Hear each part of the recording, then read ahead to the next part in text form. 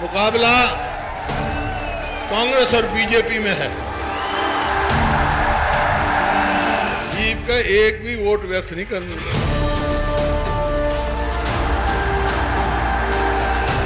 बीच में वोट काटियो तो बच जाइयो।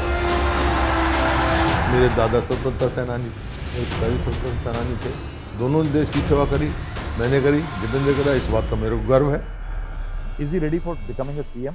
कौन? अगर पार्टी डिसाइड करती है। आपकी क्या मंशा है? मेरे को रिटायर करने की क्या? अभी मैं अभी रिटायर नहीं होने वाला हूँ। Hello and welcome to this edition of the Hotspot, brought to you by JB Park Consultant. I am Rahul Srivastava. In this edition of the Hotspot, we bring to you a leader who in 1991 in Haryana was called the Giant Killer. He didn't defeat an ordinary rival. He defeated Chaudhry Devilal. Then he went on to defeat him twice more in a Lok Sabha election. In 2005, he was back, this time pitted against the senior-most Congress leader, Chaudhry Bhajan Lal. And he became the chief minister, not Bhajan Lal. Couple of years back, he was part of a group of congressmen who were challenging the authority of the Congress's first family. Yet another election knocks at his doors. He's back in the fray. Hotspot this time is with Chaudhry Bhupendra Singh Hooda of the Congress Party.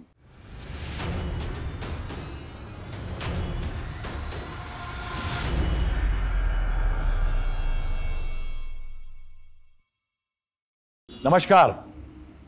Haryana में चुनाव बिल्कुल पास आ चुके हैं। नेता पूरी जान लगाए हुए हैं। पार्टी अंदरूनी और बाहरी झगड़ों से निपट रही है। ऐसे में हम एक वरिष्ठ नेता के पास आए हैं। लोग सवाल पूछते हैं कि साहब यहाँ क्या किया, वहाँ कैसे जीतेंगे, कितनी सीटें कैसे आएंगी। गठबंधन से शुरुआत करते हैं। मैं शुरुआत उससे नहीं करूँगा क्योंकि मेरे साथ भूपेंद्र सिंह हुड्डा हैं, जिन्होंने राजनीति की पिच पे बैटिंग बॉलिंग तो की है, लेकिन उनका एक टैलेंट और है जो मैं हुड्डा साहब से जानना चाहूँगा। साहब, ये टेनिस की क्या कहानी है आपकी? टेनिस का मैं अच्छा प्लेयर रहा हूँ, यूनिवर्सिटी का चैंपियन रहा हूँ, वेटरन्स को मैंने रिप्रेजेंट किया है टर्की में, और यहाँ पे जिमखाना का भी चैंपियन रहा हूँ डबल्स का। यहाँ जिमखाना में बोरिस बेकर आए थे तो उनके साथ भी खेला हूँ, जो विंबलडन चैंपियन, लैंडर पेस के साथ भी खेला हूँ। तो ये बोरिस बेकर की छोटी सी कहानी बताइए। बोरिस बेकर यहाँ आए थे तो 2 घंटे मेरे पार्टनर थे विनय मोहन, और उनके पार्टनर थे अपना संजीव कसाल। वो दिल्ली यूनिवर्सिटी के चैंपियन रहे। तो खेलते रहे। जब खेल रहे थे तो वो अपने पार्टनर को कहने लगे, बोरिस बेकर अबाउट मी, मेरे को कहेंगे कि this boy plays very well. Boy तो आई हर्ड, मैंने कहा listen Boris, when you were born, तो उन्होंने कहा आई एम 67 बोर्न, तो मैंने कहा I am 47 born. Okay, 20 year difference. तो he could win in tie break only. Tie break में जीते। तो टाई ब्रेक में यानी आप बुरी तरह नहीं हारे, टाई ब्रेक में जीते। टाई ब्रेक में जीते हो। अच्छा, उसके बाद ये बताइए कि जाट का छोरा, how did you land up in Jamnagar सैनिक स्कूल? जामनगर सैनिक स्कूल में जब शुरू में सैनिक स्कूल की कंसेप्ट आया, मेरे फादर पार्लियामेंट में थे, यहाँ दिल्ली में पढ़ता था मैं। I would like to tell something very interesting that the Hooda family 100 साल का एसोसिएशन ज़्यादा का है कांग्रेस पार्टी से। रणबीर हुड्डा जी का डिस्टिंक्शन है लिम्का बुक ऑफ रिकॉर्ड्स में कि वो 7 डिफरेंट हिंदुस्तान की बॉडीज में इलेक्ट हुए हैं। Am I not wrong? Different houses. हाँ? डिफरेंट हाउसेस 7 आप बताइए। हाँ, तो वो यहाँ लोकसभा में एमपी थे। शुरू में जब स्कूल खुले तो 5 जगह खुले थे, तो उनमें से कुंजपुरा, जामनगर, चित्तौड़गढ़, महाराष्ट्र का 17 और एक आसाम में था। 5 स्कूल खुले थे, लेकिन एंट्रेंस टेस्ट जो है कॉमन होता था, तो उसमें प्रेफरेंस पूछी जाती थी। मेरा प्रेफरेंस नंबर पहले था कुंजपुरा का। अच्छा, सेकंड प्रेफरेंस जामनगर का था, तो वहाँ हो गया। तो सेकंड प्रेफरेंस मिली मेरे को, फर्स्ट प्रेफरेंस नहीं मिली, तो फिर मैं जामनगर गया। बाद में कुछ दिन टाइम के बाद माइग्रेशन करा के आया यहाँ कुंजपुरा। एंड कभी कभी जीवन में ऐसे प्रोविडेंस होते हैं कि आपकी जीवन में ऐसी एक घटना होती है जो बहुत डरावनी होती है, लेकिन उसके बाद ऐसा भी होता है कि आपकी ज़िंदगी बदल जाती है। 2003 में भूपेंद्र सिंह हुड्डा पीली नदी में डूबते डूबते बचे। और क्योंकि मैं 2003 में हरिद्वार से निकला और मैं अपने फार्म पे जा रहा था, मेरे चाचा जी की 13वीं थी में। तो जैसे ही निकला तो हरिद्वार से निकलते ही पीली नदी में फ्लैश फ्लड आ गया। फ्लैश फ्लड आ गया तो बहुत तेजी से आता है, तो कार जो है एक खड्डे में फंस गई। तो उतर के धक्का लगाने लगे, इतने में और तेज आ गया तो कार लुढ़क गई। एक मेरे कजन थे वो गिर गए और एक मेरा पीएसओ था वो गिर गया नदी में, मैं भी गिर गया। तो वहाँ जब गिर गई कार तो खैर काफी दूर तक मिली, बह गई। और मैं जब अपने को बचाव करता रहा पत्थर वत्थर से करके, एक समय ऐसे आया थक गया बिल्कुल मेरी जवान। और पानी बहुत तेज था। हाँ, पानी बहुत तेज था। तो मैंने सोचा भाई अब तक बचाव का कोई है नहीं, भगवान से प्रार्थना करी। जब नीचे गया कि भाई ईश्वर सबका भला कर, और नीचे गया मैं समझता हूँ 10-15 सेकंड 20 सेकंड में मेरे को सब कुछ जैसे फास्ट फिल्म दिखाई देती है ना, मेरा बचपन, मेरे दोस्त, मेरे माता पिता, भाई बहन, स्कूल कॉलेज, हाँ सब एकदम फ्लैशबैक चला। और इतने में ही एक पेड़ पीछे से आगे टकरा गया मैं आपसे। हाँ, पीछे से पेड़ भी वो बहुत फ्लैश था, बह रहा था। तो पेड़ आते थे वो कहीं रुक गया, उसका टहना मेरे टकरा गया, मैं उस पर लेट गया, उसको पकड़ के। और फिर जब थोड़ा सा मेरे को हौसला आया तो मैंने देखा कि भाई जो किनारा है वो बहुत ज़्यादा दूर नहीं है, लेकिन मेरे सब कपड़े मिट्टी में थे। अच्छा। तो मैंने अपनी बनियान फाड़ी, अपना पजामा फाड़ा, एक कच्चा रखा, और मैंने कहा शायद इतना मैं तैर जाऊंगा। तो इतना तैर के किनारे पे मैं पहुंच गया। किनारे पे जाते ही मैं बेहोश हो गया। मैं पेड़ के नीचे, बारिश हो रही थी ऊपर से, तो बहुत ठंडा पानी था। तो इतने में मेरा जो एक पीएसओ था वो जब हम गिरे और विल्डवुड में घुसे तो उसको पानी ने बाहर फेंक दिया। अच्छा। वो बाहर निकला तो उसने जाके पुलिस पास चौकी में बता दिया, सारे खबर फैल गई। तो जयराम आश्रम के ब्रह्मचारी जी और वो सब ट्रैक्टर लेके मेरी तलाश में निकले। तो मैं मिला उनको, फिर वो कपड़े लेके आए। 2-3 दिन उनके आश्रम में रहा मैं। और क्योंकि मेरा कज़न जो है वो लापता हो गया था, तो मैंने पंजाब से हेलीकॉप्टर मंगाया, तलाश करी, लेकिन उनकी तो आज तक पता नहीं लगा। उनकी तलाश में बैठा रहा तो मेरा मुंह सूज गया। तो वो कहने लगे, जो यहाँ से आए लोग हमारे दोस्त, वो कहने लगे आपका तो बहुत मुँह सूजा हुआ है, डॉक्टर को दिखाओ। डॉक्टर को दिखाया तो डॉक्टर ने कहा भाई इसको तो फौरन दिल्ली ले जाओ, इनकी किडनी काम करना छोड़ दी। तो किडनी फेलियर हुआ, क्रेटनिन पहुँच गई 9। तो यहाँ आरएमएल में भर्ती रहा। उन्होंने कहा भाई कोई कह रहा है किसी हॉस्पिटल में जाओ, कोई कह रहा है, मेरी जो चाचा की लड़की थी वहाँ गायनी की हेड थी आरएमएल, मैंने कहा मेरी बहन के पास जाओ। तो मैं यहाँ रहा, तो यहाँ काफ़ी दिन रहा। ये बताइए हुड्डा साहब, ऐसे हैरतअंगेज आपके साथ हादसा हुआ, लेकिन 91 में आपकी जो लोकसभा की जर्नी शुरू हुई वो भी बहुत इंटरेस्टिंग थी, यानी आपने छोटे मोटे को नहीं हराया। तो देवीलाल जो है उस समय डिप्टी प्राइम मिनिस्टर थे। चुनाव हरियाणा के और लोकसभा इकट्ठे साइमल्टेनियस हुए थे। और उससे पहले 87 में मैं असेंबली का चुनाव हारा था। हवा थी उस टाइम देवीलाल की 87 में, बहुत सारी सीट ले गए थे वो, तो उनका कैंडिडेट जीता था। तो जब चुनाव हुए तो मैं राजीव जी को मिला, बुलाया उन्होंने। हाँ, राजीव जी ने कहा भूपिंदर ये बताओ तुम्हारी क्या इच्छा है, लोकसभा लड़ना चाहते हो या असेंबली? मैं जी जो आप लड़ाओ, आप लोकसभा लगाओगे लोकसभा लड़ लूंगा, असेंबली लड़ाओगे असेंबली लड़ूंगा, और नहीं भी लड़ाओगे तो कोई बात नहीं, अब हमारे नेता है। बोला नहीं, 1 घंटे में मेरे को सोच के बताओ। मैं आया बाहर, मैंने पता किया मेरे पिताजी कहाँ हैं। मेरे पिताजी और शील भद्र याजी जी बहुत करीबी दोस्त थे, आप तो सेंट्रल हॉल में मिलते थे, उनको रोज जाते थे। तो पता किया उस पार्लियामेंट्री पार्टी ऑफिस में बैठे दोनों। मैं वहाँ गया, मैंने पिताजी को कहा कि बाबू जी राजीव जी ने ऐसा ऐसा कहा है 1 घंटे में, आपकी क्या हुआ है? उन्होंने कहा असेंबली का लड़ना है। मैं चुप हो गया। याजी जी ने मेरे को देखा कि शायद ये पार्लियामेंट लड़ना चाहता, उनके मन में आया तो कहना बेटा तुम पार्लियामेंट में चुनाव लड़ना चाहते हो? तो मैं चुप रहा। तो मेरे फादर से उन्होंने कहा अच्छा बेटा जो याजी जी कहे वो कर ले। अच्छा। हाँ, जो याजी जी कहे वो कर ले। मैं आया, राजीव जी ने तो बोला, हाँ बोला क्या फैसला किया? मैं जी आप जो आप करो। नहीं नहीं फिर फैसला बताओ। मैं जी आप कहते हो तो फिर मैं लोकसभा का लड़ लूँगा। बोला मेरे पास खबर आई है वहाँ से डिप्टी प्राइम मिनिस्टर लड़ रहे हैं तो देवीलाल, और मैं चाहता हूँ आप इस टाइम जीतो फैसला दें। मैं जी आपका आशीर्वाद होगा तो मैं तैयार हूँ चुनाव लड़े। उसके बाद आपने कितनी बार हराया देवीलाल जी को? 3 बार।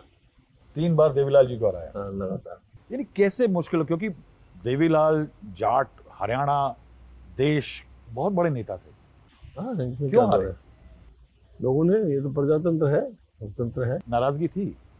नाराजगी भी थी उनसे, और फिर मेरे फादर भी वहाँ से रहे थे। अच्छा। और मेरा भी वहाँ कार्य क्षेत्र रहा था। हाँ, कार्य क्षेत्र रहा। यानी मुझे याद है 1990 फरवरी के महीने में मेहम कांड हुआ था, तो मैं भी एक विक्टिम था। हम लोग वहाँ से बहुत फुटेज लेके आए थे कि किस तरह चौबीसी के खिलाफ जाते हुए चौटाला जी को उतारा गया, तो उससे नाराजगी बहुत बड़ी थी। उसके बाद एक राजीव जी को हम लेके गए थे। एक इंटरेस्टिंग चीज और होती है, आनंदांग के घर लेके गए थे मदीना जी बाद में। हाँ। एक इंटरेस्टिंग चीज और होती है, हाँ। एक समय पे कांग्रेस टूटती है, हाँ। भूपेंद्र सिंह हुड्डा पार्टी नहीं छोड़ते। हाँ। उस समय पे सोनिया गांधी का साथ देते हैं। हाँ। वो क्या था? देखिए वो तो सोनिया, राजीव जी के साथ थे हम, और जब देखा कि पार्टी टूट रही है तो बल्कि शुरू में जब चुनाव हुआ प्राइम मिनिस्टर का, नरसिम्हा राव जी चुने, उस टाइम में सांसद था, तो मैंने पूछा सोनिया जी से, तो उनका इशारा मैं समझ गया नरसिम्हा राव जी को बनाना है, तो उनके साथ खड़े रहे। यानी सोनिया जी वाज इन फेवर। हाँ, तो बनी, तो साथ ही हैं सोनिया जी के जब से साथ हैं। नहीं, उसके बाद जब कांग्रेस टी वगैरह बनी? हाँ मैं नहीं गया, कांग्रेस टी बनी लेकिन मैं नहीं गया। क्यों? क्योंकि मैं सोनिया बड़े-बड़े दिग्गज चले गए थे सर उस टाइम। चले गए थे, बहुत अफवाह भी थी। मेरे भाई भी थे, मेरे मामा के लड़के वीरेंद्र सिंह जी थे, वो भी गए। तो मैं यहाँ पंथमार पे रहता था, तो मैंने पता किया, वो आए, बोला क्या करें? मैं अब मैं पता कराता हूँ। सोनिया जी जाए, तालकटोरा में था उनका मीटिंग, तिवारी जी, अर्जुन सिंह जी, जिस दिन ये कांग्रेस बनी, पता मैं पता कराता हूँ, अगर सोनिया जी जाएंगी तो मैं जाऊँगा, नहीं तो मैं नहीं जाऊँगा। 2005 में आप मुख्यमंत्री बनते हैं, और वो भी एक, यानी आपकी हर शुरुआत ऐसी होती है। 67 MLAs का सपोर्ट था चौधरी भजनलाल को। नहीं गलत है। यानी आंकड़े यही कहते हैं सर। नहीं आंकड़े, लेकिन उसके बावजूद नहीं गलत आंकड़े हैं। उनको सपोर्ट था 18 MLA। अच्छा। जो मीटिंग में नहीं आए, जब मीटिंग बुलाई गई तो ये बात हुआ, 18 MLA उस मीटिंग में नहीं आए। सस्पेंस चला था एक हफ्ता। वो सस्पेंस चलता, वो तो मैं बता रहा हूँ, लेकिन ऑब्जर्वर बने थे, उन्हें सबसे पूछा, मतदान लिया, तो मतलब मेजोरिटी मेरे साथ थी, कुछ का जो हाई कमांड करेगी, लेकिन चौधरी भजनलाल के साथ 18 MLA थे, उनके घर पे ही रहे, वो मीटिंग में नहीं आए थे। ये बताइए कि अगर मैं पूछूं कि भूपेंद्र सिंह हुड्डा जो हैं, 100 साल का सेशन कांग्रेस का, जब कांग्रेस में विविधता आई तो भूपेंद्र सिंह हुड्डा ने सोनिया गांधी जी का साथ दिया, फिर G23 क्यों हुआ? ये तो परिवार की उसके खिलाफ था। नहीं, खिलाफ नहीं। क्यों? खिलाफ नहीं था। कुछ बुरा लग रहा था आपको? नहीं, खिलाफ नहीं था। कुछ हमारे सुझाव थे कि कांग्रेस को कैसे मजबूत किया जाए, तो वो हमने दिए। दोस्तों ने कहा कि ये लिखना चाहिए, कांग्रेस अध्यक्ष को हमने लिखा और उन्होंने अमल भी किया। क्या आपको लगता है कि उस टाइम पे प्रियंका गांधी ने बहुत अच्छा रोल प्ले किया था? प्रियंका जी तो करती है, प्रियंका जी तो करती है, लेकिन हमारा किसी का कोई ऐसा विचार नहीं था कोई पार्टी तोड़ने का। पार्टी तोड़ने का तो छोड़ो, कि नेतृत्व की कोई बात हो। लेकिन उस टाइम पे लोगों ने यहाँ तक बोल दिया था कि राहुल गांधी का नेतृत्व स्वीकार नहीं है। वो तो आप उससे एग्री करते थे? हम तो आपको नहीं, ऐसी कोई बात नहीं, ऐसी कोई बात भी नहीं, हमने पत्र में भी नहीं लिखी कोई बात। अब ये बताइए कि लोकसभा में क्या हुआ? ये 2024 के लोकसभा चुनाव में 2 चुनावों में कांग्रेस की बहुत किरकिरी हुई।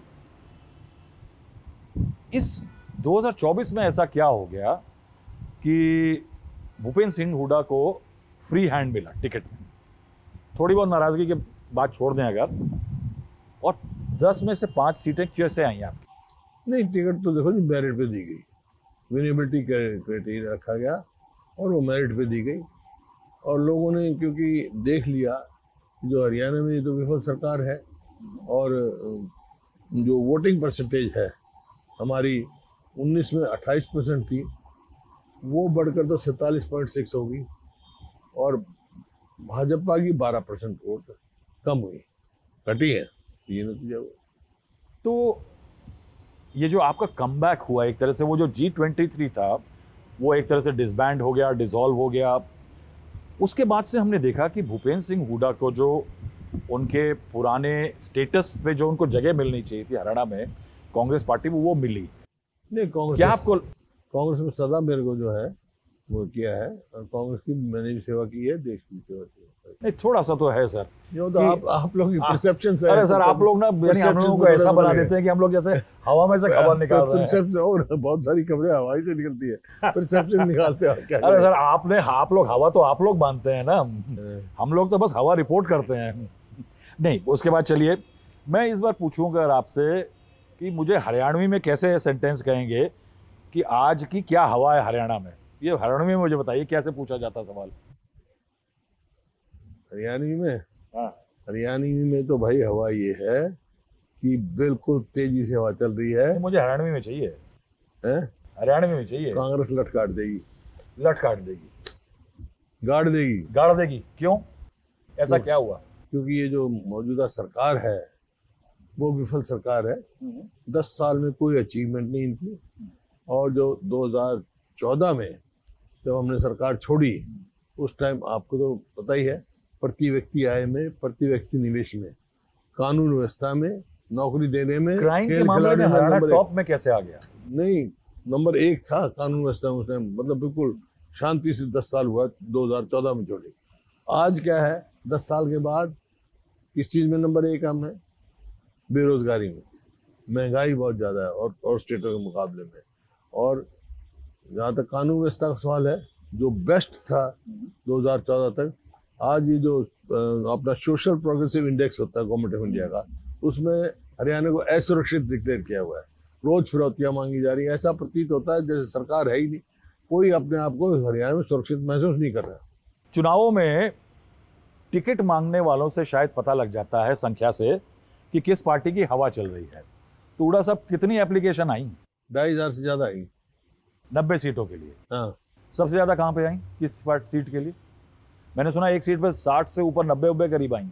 हाँ, मतलब 80 सीट तो 80 दफा तो जुलाना से थी और 86 या 88 नीलोखेड़ी से थी, ऐसे अलग अलग, कहीं से 60 थी, कहीं से। अब मैं दर्शकों को ये भी बता दूं कि ये जो कह रहे हैं ना कि एप्लीकेशन आई, ये एप्लीकेशन फ्री में नहीं आती है हुड्डा साहब। हाँ, नहीं, ठीक है, इसका दाम लगता है ना। हाँ। तो नहीं, ऐसा नहीं है कि नॉन सीरियस लोग भी भर के भेज रहे हैं। तो ये बताइए कि इस बार टिकट डिस्ट्रीब्यूशन कैसा किया आपने? 2 पैमाने रखे हमने। चुनाव कमेटी ने कहा, हर जगह कहा, सर्वे रिपोर्ट भी जो आई है अलग अलग एजेंसियों की, हमने मुख्य तौर पे 2 ही पैमाने रखे, जिताऊ और टिकाऊ। जिताऊ और टिकाऊ। जिताऊ मतलब विनेबिलिटी, ये टिकाऊ क्या है? टिकाऊ जिसका ये हो भाई, हाँ टिक जाएगा, टिका हुआ है, यानी आपके साथ रहेगा। मेरे साथ नहीं, कांग्रेस यानी पार्टी के साथ। पार्टी के साथ। ये डर है आप लोगों को, जो क्या आपको लगता है जो महाराष्ट्र, मध्य प्रदेश, कर्नाटक वगैरह में, उसके बाद से ये एक कांस्टेंट फियर हो गया है? नहीं, वो कोशिश तो करते हैं ये, लेकिन ये है कि टिकाऊ जो है हमारे हरियाणा में, तो हमारा प्रयास पूरा रहा है जिताऊ और टिकाऊ। आप हरियाणा का बात तो ना करिए, आया राम गया राम, आपके राज्य से आए थे। बात कर रहा हूँ मैं, टिकाऊ की प्रयास ये रहा है, जिताऊ और टिकाऊ ही रहे। अच्छा, तो इस बार कह रहे हैं कि टिकाऊ, तो ये भी बहुत अच्छा हुआ है। अब ये कहेंगे आप कि ये तो आप लोगों की खबर है कि 72 टिकट जो है 90 में से भूपेंद्र सिंह हुड्डा के लोगों को मिले हैं, या उनकी चॉइस के हैं? नहीं, देखिए, चॉइस नहीं, लोगों की चॉइस के लिए सर्वे करवाया लोगों की। आप इन 72 से एग्री करते हैं? इन 72 की चॉइस से एग्री करते हैं? किसी कोई गलती क्यों, मेरा कोई गुट नहीं। नहीं, एग्री करते हैं कि 72 जो ये कैंडिडेट्स हैं अच्छे कैंडिडेट्स हैं। सारे 90 अच्छे हैं। अच्छा, 90 अच्छे हमारे कैंडिडेट। और आप अभी यानी अनुमान मोटा मोटा कितना लग रहा है कांग्रेस का? देखिए, मैं नंबर तो कभी कहता नहीं हूँ, लेकिन ये कह सकता हूँ भारी बहुमत से कांग्रेस की सरकार बनने जा रही है। मैं उसके बाद एक कांग्रेस की जाट वोट कहाँ है सर? जाट वोट की एक क्राइसिस जो है, 27% डोमिनेंट वोट है। जाट वोट क्या कर रहा है? देखिए, मैं जात पात की कांग्रेस राजनीति नहीं करती है। कांग्रेस का तो पुराना तो जनता स्लोगन- करती है ना जात तो कांग्रेस का तो है ना, जात पे ना पात पे मोहर लगी हाथ पे। नहीं, हाथ तो हर जात के साथ है कि नहीं आपका? हाँ है। और 36 मैंने शुरू में आपको कहा 36 बिरादरी मन बना चुकी है कि अब कांग्रेस की सरकार बनानी इस है। बार आपको ये क्या लग रहा है, आईएलडी बीएसपी और जेजेपी चंद्रशेखर, ये जो अलायंस हुआ ये आपको नुकसान करेगा सर? देखिए, आपने देखा 20% दलित है। देखिए 20% कांग्रेस के साथ है ना। तो आप ये देखो कि लोकसभा का चुनाव हुआ, उसमें भी तो ये पार्टियां खड़ी थी ना, किसी की 1% के करीब वोट आई, क्योंकि हरियाणा का वोटर जागरूक है, वो मन बना चुका है कि मुकाबला देखो कांग्रेस का और बीजेपी का है सीधा। वोट काटू को वोट देने वाले नहीं। यानी इनको वोट काटू माना जा रहा है? वोट काटू जो भाई, या तो जीतने की कैपेसिटी में हो कोई। एक परसेप्शन बना था लोकसभा में कि बीजेपी जो है 400 पार इसलिए बात कर रही है कि वो संविधान बदलना चाहती है। वो परसेप्शन है अभी कि चल खत्म हो गया? नहीं, वो तो इनका बयान थे आए थे ना, इनके जो कैंडिडेट थे। नहीं तो दलितों में वो डर अभी भी है? नहीं, संविधान तो देखो कांग्रेस ने संविधान बनाया, और हमारे जैसे आदमी जो जिसके स्वर्गीय पिताजी के संविधान पे दस्तखत हो, संविधान कैसे बदलने देंगे? नहीं, ये दलितों को डर है अभी भी है बीजेपी को लेके? नहीं, दलित तो कांग्रेस में ही है। अच्छा, आपको नहीं लगता कि दलित वोट को साधने के लिए कुछ करना पड़ेगा? नहीं, कांग्रेस में है, उनको पता है कि अगर शुरू में रिजर्वेशन दी है तो कांग्रेस ने दी है, कोई उनका नीति है तो कांग्रेस लेके आती है, उनकी नीति लेके आती है। Why did you not support Rahul Gandhi चाहते थे कि आम आदमी पार्टी से अलायंस हो, आपने क्यों मना किया? या हरियाणा ने कांग्रेस ने क्यों मना नहीं किया। देखिए, प्रांतीय स्तर पे तो हमारा कोई गठबंधन था नहीं, राष्ट्रीय स्तर पे था, और हमने नेगोशिएट किया। अब जो वाजिब मांग होती तो हम मान जाते। आपको लगा कि मांग गैर वाजिब थी? हम मतलब जो जितना ड्यू होता है, जैसे कम्युनिस्ट पार्टी ने कहा एक मांगी दे दी हमने। अच्छा, इस तरह अगर वो जायज बात होती तो बन जाती। लेकिन आपका कहने का मतलब है कि उनका सपोर्ट में इतना नहीं था। ब्लेम नहीं करता, लेकिन जैसे गठबंधन होता है, नेगोशिएशन चलती है, वो नई बात बनी। हो सकता है उनकी मांग ज्यादा थी। या लोकसभा में आप लोगों का जो वोट शेयर था वो 47.1 था, बीजेपी 46 पे था। 47.6। हाँ 6, चलिए, तो आप दोनों मिलकर तो अच्छा कर रहे थे, आप और आप। नहीं, सब एक तरफ नहीं, उसमें कांग्रेस की वोट थी ना। हाँ, कांग्रेस की वोट थी ना। तो यू आर सेइंग अब देखो, जस्ट लोकसभा से इलेक्शन से पहले हमारा आदमपुर का बाई इलेक्शन हुआ था, बिल्कुल याद होगा आपको? बिल्कुल। हमारे जयप्रकाश जी लड़े थे, जो अब सांसद हैं, और आप पार्टी ने भी खड़ा किया था। उनकी केवल 3000 वोट आई, जबकि उसी इलाके से जहाँ से केजरीवाल थे। तो आप उसके साथ मैं समझ रहा हूँ कि आप कहना चाह रहे हैं कि जिसका सपोर्ट बेस नहीं है वो ज्यादा टिकट की डिमांड नहीं कर सकता। पिछली बार 19 में कई कैंडिडेटों ने खड़े की, लेकिन कोई एक कैंडिडेट भी जमानत। लेकिन आपने तो अखिलेश यादव का भी दिल तोड़ दिया, समाजवादी पार्टी का, उनको भी नहीं दिया। अखिलेश यादव जी की मेरी कोई बात तो आई थी कि एक सीट मांग रहे थे। मेरे सामने बात आपसे बात सीट तो हमने दे दी थी, बोले जब हमने ऑफर की, जो हमारे से पूछा था कर दी थी। एक दलित वोट को लेकर के जो है, राहुल गांधी ने एक कास्ट सेंसस की बात की है। Is that an issue in Haryana? हाँ, कास्ट सेंसस देखो, कास्ट सेंसस एक अकेले दलित की और औरों की भी है, बहुत सारी हैं, बैकवर्ड क्लासेस के है, जिसका जितनी जनसंख्या है उतना उसको हिस्सा मिलना ही चाहिए। कास्ट सेंसस का तो मतलब यही है। बट यू थिंक कि हरियाणा जैसे राज्य में आप एक तरफ कहते हैं कास्ट नहीं खेलते, मगर इससे कास्ट वॉर बढ़ेगी नहीं? नहीं, कास्ट वॉर नहीं बढ़ेगी, जिसका जितना हक है उसको दिया जाएगा। मुझे ये बताइए कि why can't Haryana have a Dalit chief minister? Why not, can है कैसे बन सकता है?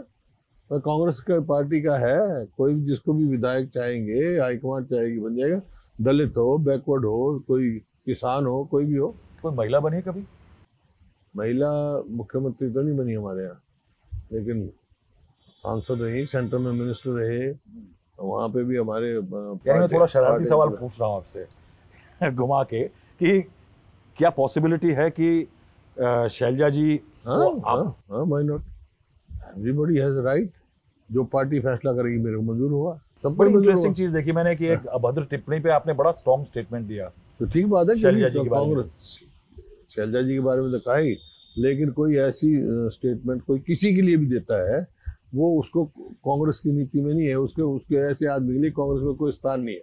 लेकिन मैनिपुलेट भी हो सकते हैं। आजकल क्या है ये, कोई भी मतलब कैमरे सभी ले फिर टेलीफोन पे, किसी में आपको कुछ कहेगा ये कह दे तो कह दे। आजकल तो एआई से मॉर्फिंग भी हो रही है। नहीं, लेकिन क्या लेकिन कोई भी जो ऐसी बात कहेगा वो कांग्रेस मैंडेट नहीं है। कांग्रेस में ऐसे व्यक्ति का कोई स्थान नहीं है, तो तो गैर कानूनी है। इस बार हम देखेंगे भूपेंद्र हुड्डा शैलजा जी को एक प्लेटफॉर्म पे। हाँ, क्यों नहीं देखेंगे, पहले भी आए, आगे भी आएंगे। आगे भी क्या आएंगे। ये लड़ाई हम लोगों ने बनाई है कि ये पॉलिटिक्स में एम्बिशन होते हैं? होते हैं, होने भी चाहिए। एम्बिशन ही नहीं होगी तो फिर क्या पॉलिटिक्स में, तो वही स्टैटिक हो जाएगी, स्टैग्नेंट हो जाएगी। हाँ, स्टैग्नेंट हो जाएगी। अब मुझे भूपेंद्र सिंह हुड्डा जी के बारे में एक बात पूछनी है। 2019 से लीडर ऑफ ऑपोजिशन, 2005 से मुख्यमंत्री, 3 बार देवीलाल को हराया, 2024 में 5-10 में से Haryana was one of the best. Haryana Maharashtra में इनफैक्ट डायरेक्ट फाइट के मामले में हरियाणा बेस्ट परफॉर्मेंस था कांग्रेस का बीजेपी के खिलाफ। तो भूपेंद्र सिंह हुड्डा क्यों नहीं मुख्यमंत्री के कैंडिडेट बनाए जाते? नहीं, पार्टी की सिस्टम है ना, सर ये आप लोगों का सिस्टम, आप लोगों ने जीतती बैटल हारी है इसके कारण। सिस्टम है, पार्टी में है, पद्धति है, तो सबका अधिकार है। विधायकों का मत लिया जाता है और उसके बाद ऑब्जर्वर आते हैं, सब सारे विधायकों से बात करते हैं, उसके बाद हाईकमांड फैसला कर देते हैं। देखिए, जो आप बात कह रहे हो ना भाई, ये जो कहानी, कोई भी संस्था हो, डेमोक्रेटिक पार्टी है, सबके अपने अपने विचार हो सकते हैं, विचारों का मतभेद हो सकता है, मेरा किसी के साथ भी होता है, लेकिन मनभेद नहीं है। मनभेद नहीं है, पार्टी जो एक फैसला कर देती है, सब उसके ऊपर do you want to be chief minister again? यानी पर्सनली पूछ रहा हूँ। All depends on party. जब मैं लड़ रहा हूँ चुनाव, एमएलए चुनाव लड़ रहा हूँ, तो एवरीबडी, तो कोई भी होगा तो उसमें फैसला पार्टी के साथ, पार्टी जो करेगी वो मेरे को मान्य होगा। तो राहुल गांधी ने जब अलायंस की बात की, आपने पार्टी को बताया ना कि जहां आधार नहीं है वहां टिकट नहीं होना चाहिए, विनेबिलिटी मेन चीज होनी चाहिए। वो तो विनेबिलिटी तो अलग बात है, लेकिन जहाँ अलायंस की बात थी उसमें हमने बात की, नेगोशिएट किया, हमारे जो इंचार्ज थे वो नेगोशिएट कर रहे थे। ये बताइए मुझे, ये बीजेपी ने एक एक्सपेरिमेंट किया जाट डोमिनेटेड स्टेट में, एक नॉन जाट को चीफ मिनिस्टर ला करके, और वो एक्सपेरिमेंट फेल हो गया। ये क्यों हुआ? खट्टर साहब को लाए थे। हाँ। वो एक्सपेरिमेंट जाट नॉन जाट तो आप है ना, ऐसी कोई बात नहीं है। 36 बरादरी है, कोई भी बन सकता है। नहीं, गलतियां क्या की? 2014 में इतनी बढ़िया परफॉर्मेंस के बाद से लगातार चल रहे थे 10 साल, ऐसा बीजेपी के साथ क्या गड़बड़ हो क्या गया? परफॉर्मेंस थी? नॉन परफॉर्मिंग, ये तो बताए ना। बात होता है ये अचीवमेंट है, देखो मैंने बताया ना, अचीवमेंट ये है कि आज बेरोजगारी में नंबर 1 है, कानून व्यवस्था चरमरा आ गई है, खेल और खिलाड़ियों को अब तक हमारी बेटियों को न्याय नहीं मिल रहा है, तो क्या है, कर्जा बढ़ा दिया। नहीं 10 साल रहे ना हमने, मैं भी 10 साल के करीब रहा हूँ, 10 साल से कम। 81 किलोमीटर मेट्रो लगाई मैंने अपने स्टेट में, और इसने इनके दौरान में एक भी पोल नहीं बढ़ा। जहाँ से 250 किलोमीटर रेलवे लाइन या तो मंजूर कराई या बनाई, 1 इंच रेलवे लाइन नहीं बनाई। क्यों नहीं किया? चार थर्मल प्लांट लगाए मैंने इसके बिजली पैदा करने के लिए, 1 न्यूक्लियर पावर प्लांट सैंक्शन कराया, इन्होंने 1 यूनिट नहीं बढ़ाई। फिर जनता ने 2014 में इनको क्यों लाई? नहीं, 2014 के बाद बता रहा हूँ, इनकी 2014 के बाद बता रहा हूँ। 2014 तक तो बना लिया। ये सारा काम जो आपने किया वो तो 13 से पहले किया था ना? 14 तक थी ना मेरी सरकार। 14 नहीं, तो ये काम जो आपने करवाया, ये तो मुख्यमंत्री रहते हुए करवाया ना। तो फिर जनता क्यों नाराज हो गई आपसे? अभी तो प्रजातंत्र है, केंद्र में सरकार नई बनी थी। क्या आपको लगता है मोदी फैक्टर काम किया था? बिल्कुल, केंद्र सरकार नई बनी थी ना, तो एक साहब पता नहीं क्या बहुत सारी उम्मीदें थी, तो जितनी आशाएं थी उनसे वो निराशा में बदल गई। 24 में क्या हुआ फिर मोदी फैक्टर? निराशा में बदल गई ना, आशा निराशा में बदल जाती तो है। क्या आपको लगता है मोदी फैक्टर कम नहीं हुआ, राज्य की सरकार की एंटी इनकम्बेंसी? देखिए लोकसभा और स्टेट इलेक्शन में भी अंतर होता है। 19 में कांग्रेस पार्टी जो 90 हमारे सेगमेंट है, 19 के लोकसभा में 10 में हमने लीड किया और 79 में लीड किया बीजेपी ने, 1 में किया जेजेपी ने। लेकिन जब असेंबली के चुनाव हुए हम 10 से 31 पहुंचे और वो ये 31 कैसे हुआ? वो 79 से 40 पे पहुंच गए। मुझे याद है, मुझे बताया गया था कि जब 31 आए थे तो इवन भूपेंद्र सिंह हुडा हुआ सरप्राइज्ड। नहीं, जब क्योंकि हमारे को जब चुनाव आए इतनी उम्मीद नहीं थी, मैं ईमानदारी से बता रहा हूँ, मुझे मालूम है। लेकिन नतीजे देखें तो 4000 वोट का फर्क रह गया। कोई 4000 वोट और आ जाती है हमारी, मतलब डिफरेंस जो हमारे को 500 से हार गया, कोई 600 से हार गया, 4000 वोट और आ जाती तो सिंगल लार्जेस्ट कांग्रेस होती। लेकिन आप अपील करेंगे आम आदमी पार्टी से कि कैंडिडेट करके फाइट खराब ना करे? नहीं, वो तो लोगों को अपील करूंगा मैं अपनी वोट खराब ना करें। अच्छा, आप यानी इंस्टेड ऑफ गोइंग देयर, वो तो उन्होंने उनके उम्मीदवार हैं, अब वो जेल से छूट गए हैं बेल पे, तो अब तो कैंपेन जोर से करेंगे। अब चलो ठीक करें, तो बात नहीं, कोई डर नहीं। बाई इलेक्शन में भाई जिनकी पार्टी चुनाव लड़ रही है ये तो उनका फर्ज है कैंपेन करना। उसका उनके आने का फायदा किसको होगा, आपको कि बीजेपी को? अब ये तो मैंने बता दिया है आपको कि सीधा मुकाबला कांग्रेस और बीजेपी में, वोट लोग खराब नहीं करेंगे। एंटी बीजेपी, अच्छा नहीं करेंगे आप। अब मुझे बताइए कि ब्रजभूषण शरण सिंह आपसे क्यों गुस्सा है? पता नहीं, उससे पूछो। अरे बहुत बोलते हैं कि सारा षड्यंत्र आपका किया हुआ है। फिर मेरे पर क्यों नहीं मुकदमा चलवा रहा भाई वो? नहीं, यानी ये अपने उसमें भाई मुकदमा केस तो उन पे चल रहा है। अब मेरा जुडिशरी पे यकीन है, पता लग जाएगा क्या क्या है। आप कहते हैं कि मुकदमा कर दो मेरे पे? ना है करो, अगर मैंने कोई षड्यंत्रकारी के खिलाफ तो होना ही चाहिए। विनेश फोगाट आप लाए? हैं? आप लाए विनेश फोगाट को? नहीं, ऐसा है, विनेश फोगाट को सिल्वर मेडल मिला और गोल्ड मेडल से वंचित हो गई 100 ग्राम, हालांकि 100 ग्राम जो भी था। हालांकि जो अगर उनको गाइडेंस पूरी नहीं मिली, 5 घंटे का मिल जाता टाइम तो मिल जाते, कोई बात नहीं थी, वो डिजर्व करती थी गोल्ड। ये मुद्दा है चुनाव? गोल्ड मेडल नहीं, मुद्दा नहीं, गोल्ड मेडल डिजर्व करती। जब उनको हुआ और जब मैंने उनका देखा, बोली वो वही जब डिसहार्टेड हो गई, मायूस हो गई, और जब उनका स्पीच सुनी तो उस टाइम मैंने बयान दिया था, भाई देखो वहाँ तो न्याय नहीं मिला इनको, अगर हमारे पास एमएलए होते तो हम राज्यसभा में देते, साथ गवर्नमेंट को भी अपील की थी, नहीं तो इनको नॉमिनेट ही कर दो। उन्होंने नहीं किया। फिर वहाँ से वहाँ आई, मेरे पास भी आई, तो मैंने कहा, तो शी वाज क्वाइट डिसहार्टेड, बड़ी मायूस थी। और मैंने कहा, तो उन्होंने कहा 30 साल तो आपने कैसे छेड़ी बात? 30 साल नहीं, वो आई थी मेरे को मिलने। नहीं, मिलने तो कोई भी आता है, मैं भी आता हूँ। नहीं, जब पहले चुनाव लड़ेंगे का कैसे होगा? मैं बता रहा हूँ ना, 30 साल के बाद तो मैंने पूछा भाई, तो मैंने उनको कहा भाई तुम डिसहार्टेड में दो, अगर कुश्ती में आगे जाना तो आगे करो, आगे ट्राई करना। तो वो कहने लगे अब 30 साल के बाद मेरा वो नहीं है। आई थिंक थोड़ी स्पिरिट कम दब गई। हाँ, मतलब वो होगी। तो मैंने कहा भाई राजनीति में आना तो बता देना। तो वो दोनों फिर आए हमारे से, एक वोट राहुल जी को मिले, एक उन्होंने कहा 4 हुए।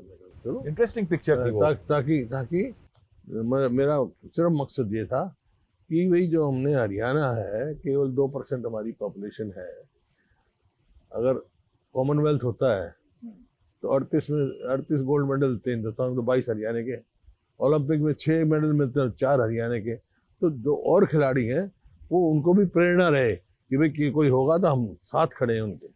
अच्छा, यानी आपने सिग्नल दिया कि कांग्रेस पार्टी साथ रहेगी? कांग्रेस पार्टी स्टेट साथ रहेगी। मैं तो गवर्नमेंट को इनको भी अपील किया था, बीजेपी गवर्नमेंट को भी अपील किया था, राज्यसभा दे दो, नॉमिनेट कर दो। आपको क्या लग रहा है स्टेट को साथ रहना चाहिए? विनेश जीत रही हैं? हाँ, जीतेंगे। पूरा दम लगा रहे हैं आप लोग? जीतेंगे। अब ये बताइए मुझे कि आपने तो 28 सीटिंग को टिकट दे दिया है, 28 सीटिंग को कॉन्फिडेंस से टिकट दे दिया। हाँ ठीक है, क्यों नहीं, कॉन्फिडेंस है। जो पिछली बार जीत के आए क्यों नहीं जीतेंगे? ये थोड़ा फिरोजपुर झिकरा वाला टिकट का लोगों को हो रहा है कि नूर में जो राइट्स हुए थे तो आपने उनको टिकट दिया है मामन खान को।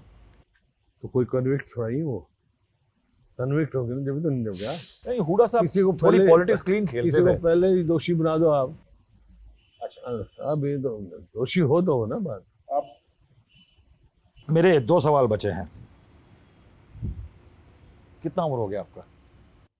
मेरी उम्र जस्ट टर्न 76 हो गया मैं 77। दीपेंद्र आपका उत्तराधिकारी है? वो उसका मुकद्दर है। मैंने मुलायम सिंह यादव से सवाल पूछा था, आप लोगों के जवाब एक से कैसे होते हैं? He said the same thing, उसका मुकद्दर है, क्योंकि जनता तय करेगी। क्योंकि मेरे पिताजी 78 में रिटायर हो गए थे राज्यसभा से, 91 में बना।